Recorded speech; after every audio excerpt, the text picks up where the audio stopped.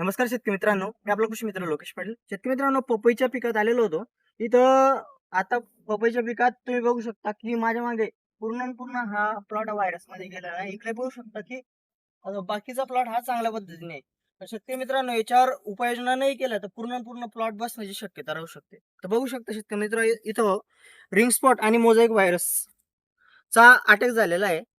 तर शेतकरी मित्रांनो, याच्यावर लवकरात लवकर नाही उपाययोजना केल्या तर हा प्लॉट पूर्ण बसू शकतो. म्हणजे त्याची वाढ खुंटू शकते, फळदार लागू नाही शकत, फुलं हे गळू शकतात. तर त्यावर लवकरात लवकर उपाययोजना करणं खूप गरजेचे आहे.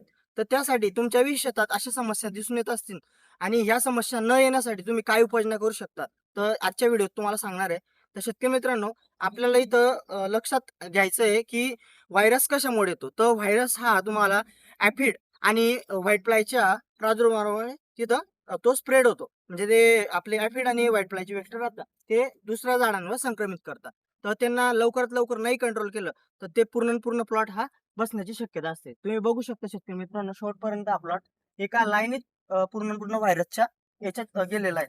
तर शेतकरी मित्रांनो, आपल्याला काय करायचंय, पूर्ण प्लॉट हा तणमुक्त ठेवायचा आहे. इथं बघू शकता अजून पण शेतकऱ्यांनी भरपूर प्रमाणात तण ठेवलेलं आहे. त्यामुळे हा प्रसार जास्त प्रमाणात इथं झालेला आहे.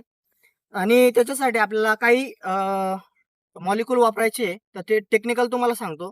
याच्यात तुम्हाला सायनिट्रेनिफॉल हा घटक वापरायचा आहे आणि इमिडाक्लोप्राइड किंवा ॲसेटामाप्राइड हे असे टेक्निकल तुम्ही कोणतेही एक प्रकारचं टेक्निकल घेऊ शकतात.